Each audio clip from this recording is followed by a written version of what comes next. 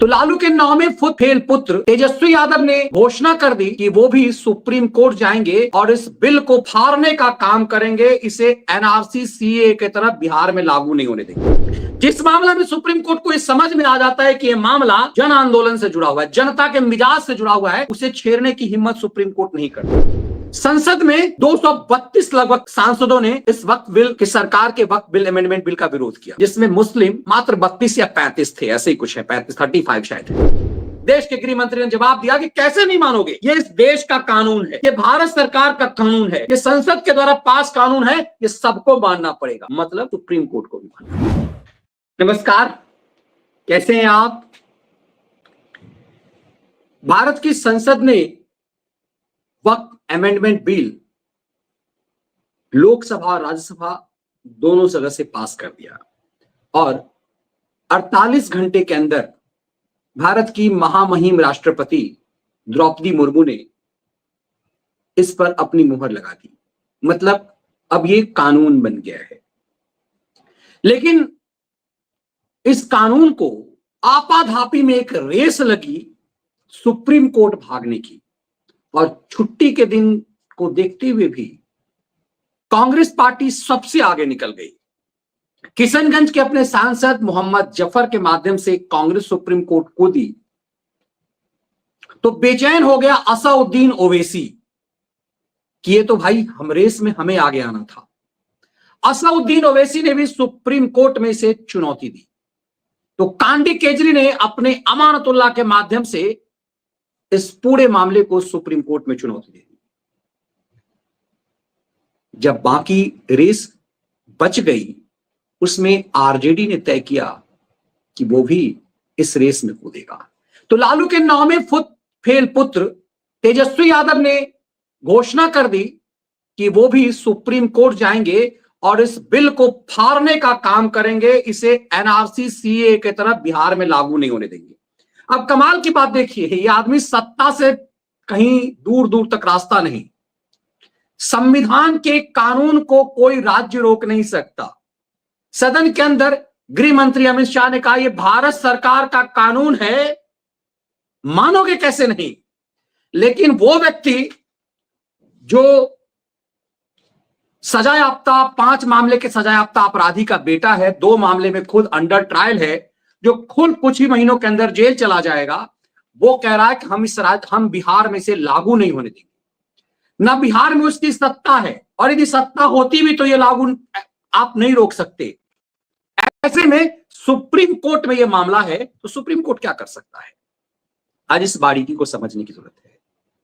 जब देश में लुंज पुंज सरकारें होती है तो सुप्रीम कोर्ट की भी अकड़ थोड़ी मजबूत होती है।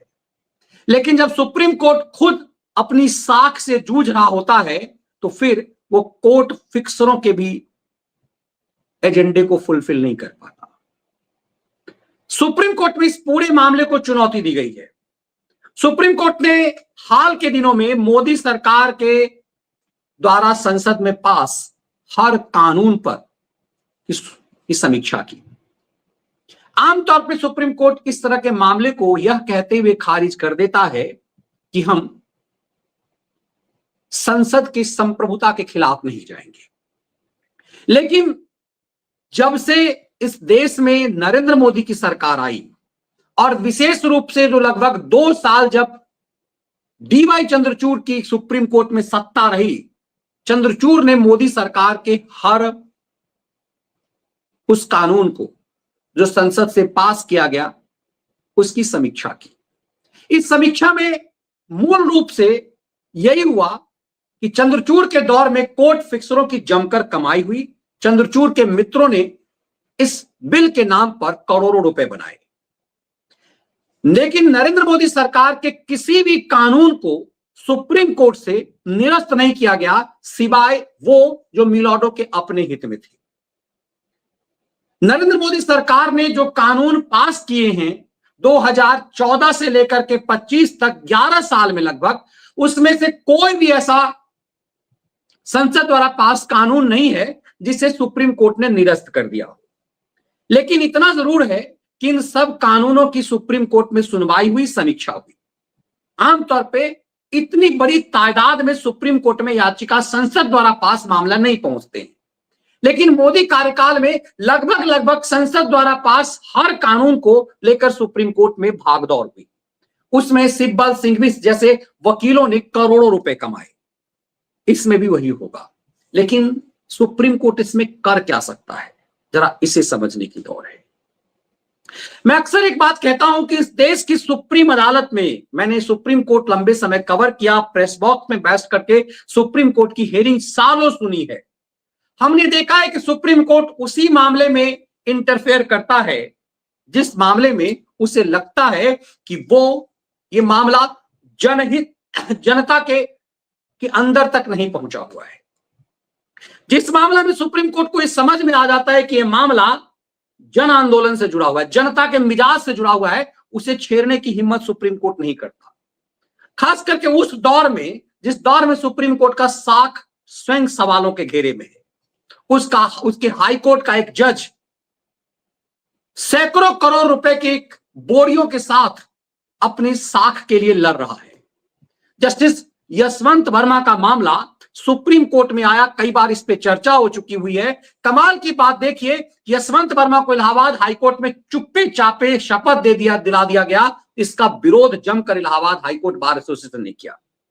सुप्रीम कोर्ट सवालों के घेरे में है और उस समय में जब पूरे देश को लगता है कि यशवंत वर्मा को तत्काल निरस्त किया जाना चाहिए, क्योंकि आम लोग समझते नहीं है कि हाई कोर्ट और सुप्रीम कोर्ट के जजों को निरस्त नहीं किया जा सकता, यह मजबूरी है। वैसे में सुप्रीम कोर्ट ने तय किया कि अपने जज यशवंत वर्मा के बारे में फैला दिया जाए कि अफवाह है। सुप्रीम कोर्ट ने कोशिश भी की कि मामला अफवाह है, लेकिन साक्ष्य और सबूत इतने गंभीर हो गए कि सुप्रीम कोर्ट इस मामले में आयोग बैठा दिया। लेकिन आयोग भी अब इस मामले में टिली लिली फुस हो चुका हुआ है। अब इस मामले की स्थिति ऐसी हो गई है कि सुप्रीम कोर्ट को यह पता चल चुका है, कॉलेजियम को यह पता चल चुका है कि गृह मंत्रालय के पास इतने साक्ष्य हैं, इतने सबूत हैं कि यशवंत वर्मा को बचाना मुश्किल है। आने भी वाले दिनों में बहुत सारे ऐसे मामले खुल जाएंगे जिससे आम आदमी का जुडिशियरी से विश्वास हट जाएगा। यदि सरकार चाह लेगी तो जुडिशियरी से पूरी साख जुडिशियरी की खत्म हो जाएगी, लेकिन सरकार ये कतई नहीं चाहेगी कि आम आदमी का जुडिशियरी से भरोसा खत्म हो जाए। क्या सरकार के पास वो साक्ष्य हैं जिससे यह पता चले कि यशवंत वर्मा के घर में जो पैसे मिले वो कई और जजों के पास जाने थे? क्या सरकार के पास वो साक्ष्य हैं जिससे यह पता चल जाए कि इतने जो बोरियां मिली हैं, उन बोरियों के जो पैसे हैं उसमें किस किस पोर्ट फिक्सरों के द्वारा पहुंचाए गए थे? ये दौर ऐसा है। यही वजह कि कपिल सिब्बल जैसे वकीलों ने कहा कि सुप्रीम कोर्ट को पूरे मामले सामने नहीं रखने चाहिए, मतलब जनता से छुपा कर रखने चाहिए। यही वजह है कि इस देश की सुप्रीम अदालत कोर्ट फिक्सरों के दबाव में रही है। और फिर मैं वहां लौट के आता हूं कि यही वजह है कि सरकार द्वारा संसद से पास कानून सुप्रीम कोर्ट में इसीलिए होते हैं ताकि कोर्ट फिक्सरों की कमाई हो सके, वो लंबी हेयरिंग कर सकें, और इसी मामले में सेवा जजों तक पहुंचती है। इसीलिए हम लगातार इस बात की मांग कर रहे हैं कि मोदी सरकार को अब चाहिए कि जुडिशियल रिफॉर्म बिल लेकर के आए।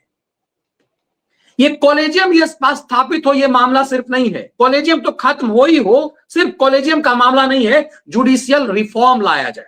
और जुडिशियल रिफॉर्म में ये तय हो सके, ये बताया जा सके कि हाई कोर्ट में जो जज बन रहे हैं, जो न्यायमूर्ति बन रहे हैं, उनके कितने रिलेटिव इससे पहले न्यायमूर्ति रहे हैं, उनके कितने रिलेटिव हाई कोर्ट और सुप्रीम कोर्ट में, देश के अलग अलग हाई कोर्ट और सुप्रीम कोर्ट में वकालत कर रहे हैं, उनके कितने रिलेटिव्स हैं जो जजेज हैं। इससे पता चल पाएगा कि पैसे कहां आते हैं। क्योंकि आम आदमी की यह धारणा है कि हमारी जुडिशियरी में भ्रष्टाचार जबरदस्त है। आम आदमी अब यह कहने लगा है कि हम वकालत में पैसे क्यों खर्च करें, डायरेक्ट हम जज साहब को पैसा ना पहुंचा दें। यह सुप्रीम कोर्ट का गिरता साख है।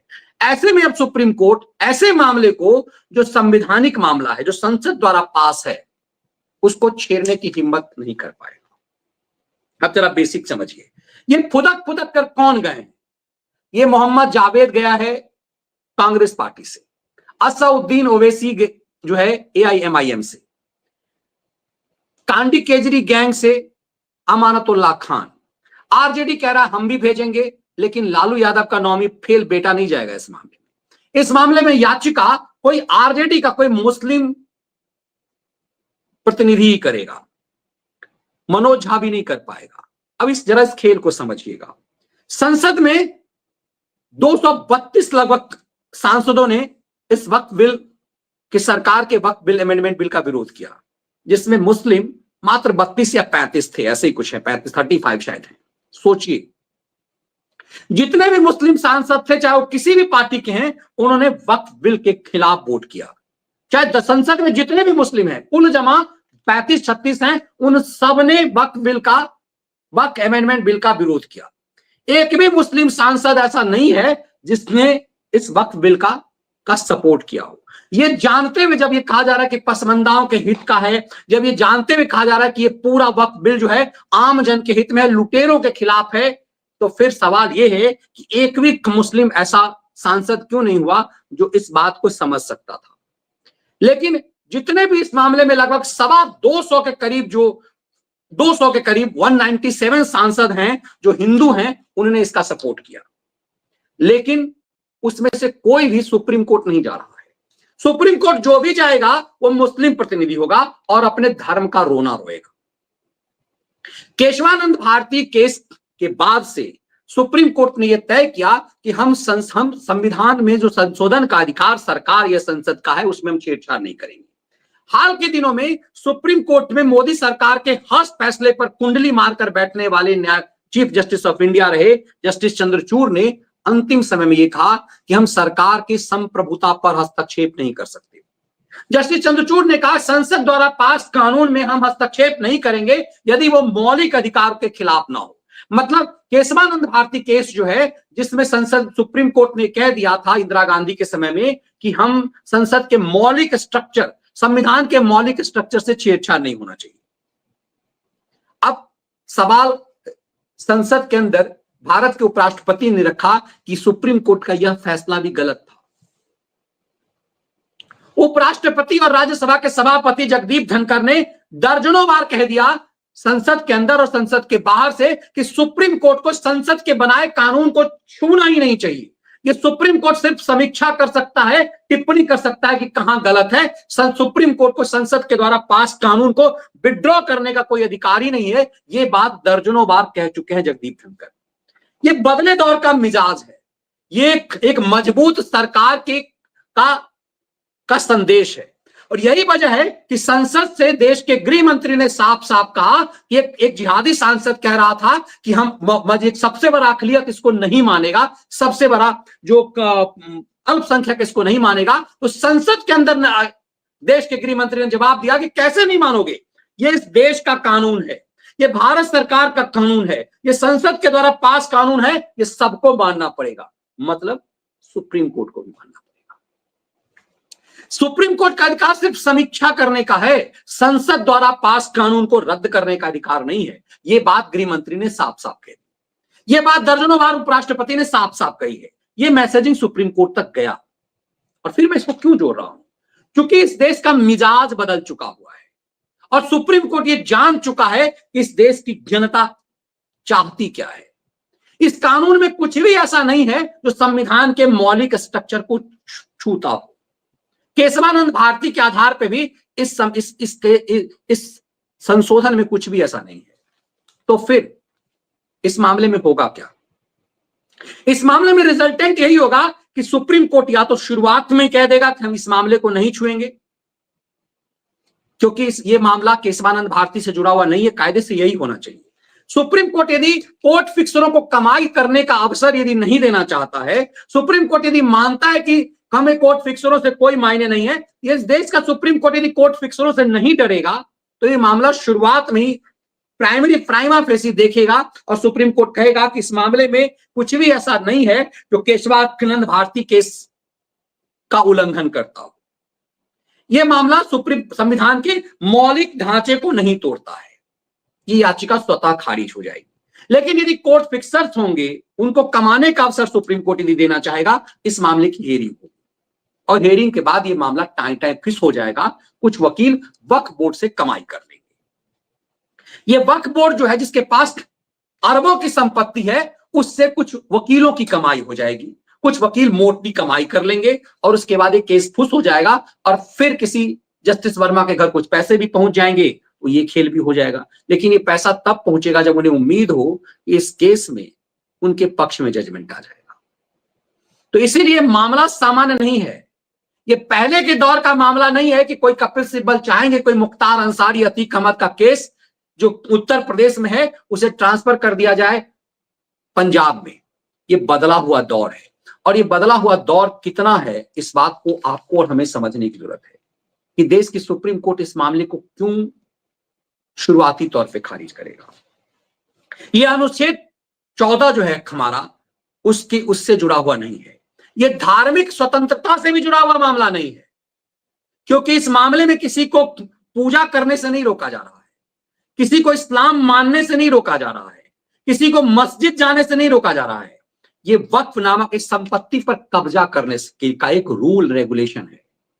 इसका किसी भी धार्मिक स्वतंत्रता से कोई लेना देना नहीं है। इसीलिए इस केस का सुप्रीम कोर्ट में फुस हो जाना तय है।